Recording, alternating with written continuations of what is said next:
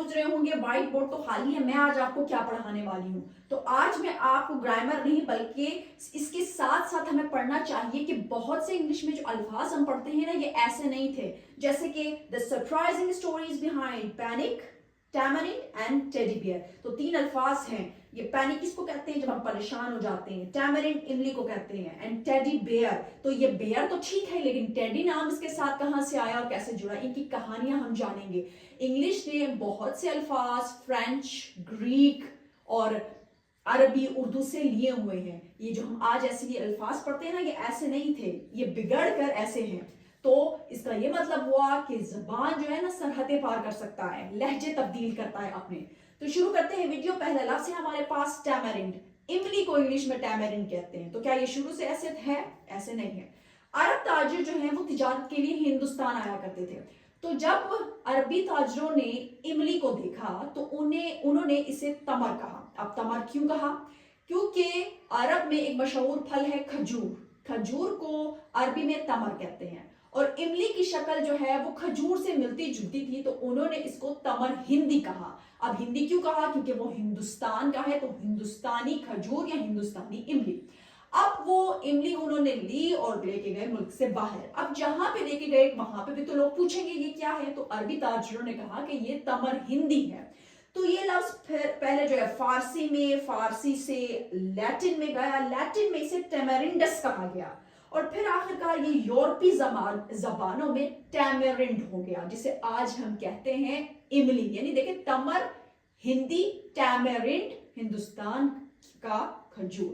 تو اسی طرح دیکھیں یہ تبدیل ہوا لہجوں کے اثر سے اور ٹیمرنڈ بن گیا. اگلا لفظ ہے ٹیڈی بیئر. اب بیئر تو بھالو کو کہتے ہیں، جانور کا نام ہے، ٹھیک ہے. ٹیڈی کہاں سے آیا؟ تو کہانی کچھ یوں ہے کہ تھیوڈور روزویلٹ امریکہ کے ایک صدر گزرے ہیں. ان کا نک نیم تھا ٹیڈی، ٹھیک ہے. اب اس ٹیڈی کا اس بھالو سے کیا تعلق ہو گیا؟ تو یہ جو ٹیڈی صاحب ہیں یہ تھیوڈور روزویلٹ، ان کو شکار کا بہت شوق ہوتا تھا.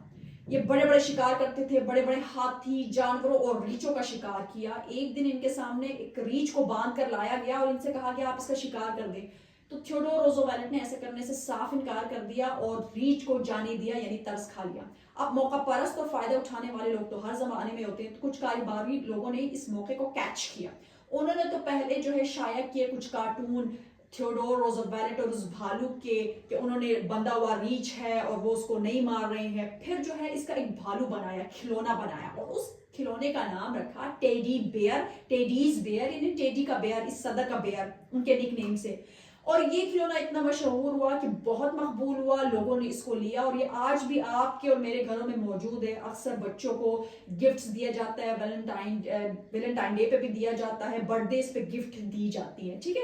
تو اگر آپ نے میری ویڈیو دیکھی ہے تو اپنے بچوں کو ضرور یہ کہانی سنائیے گا کہ بیئر کو ٹیڈی بیئر ہی اس کہانی کی وجہ سے پڑا ہے، ٹھیک ہے.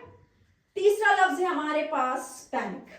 اب دیکھیں میں نے آپ کو پہلے بھی کہا تھا کہ انگلش نے بہت سے زبانیں جو الفاظ ہیں وہ گریک سے لیے ہیں. تو یہ بھی گریک ورڈ ہی ہے، گریک سے آیا ہے. لیکن یہ پینک اس طرح نہیں تھا، یہ لفظ تھا پہلے پین. اب جو یونان میں جو ہے نا بہت سے لوگ دیوی اور دیوتاؤں کو مانتے تھے. انہوں نے ہر چیز کی دیوی اور دیوتا بنائے تھے، جیسے کہ سیارے کا دیوتا، سورج کا دیوتا، چاند کی دیوی یا دیوتا، اس طرح. تو انہی میں سے ایک دیوتا تھا جو جنگلوں فصلوں کا دیوتا مانا جاتا تھا اور یہ دیوتا جو ہے نا اپنے مخالفین کو ڈرانے کے لیے عجیب و غریب آوازیں نکالتا تھا اور لوگ ڈر جاتے تھے اس کی آواز سے اور اس وجہ سے اس کے جو مخالفین تھے نا وہ اس سے دور ہو جاتے تھے. اب اس دیوتا کا نام کیا تھا؟ پین. تو ابھی جو یونان میں اس لفظ کو جو بولا جاتا تھا پینیکون دیما، I don't know کہ میں اس کو صحیح پروناؤنس کر رہی ہوں لیکن پینیکون دیما اس کا مطلب ہے پین کی طرف سے پیدا ہونے والا خوف. یونانی یعنی لاطینی میں اس کو اس طرح بولا جاتا تھا. پھر جب انگریزوں نے لیا اس لفظ کو تو اس لفظ کو انہوں نے کر دیا پینک.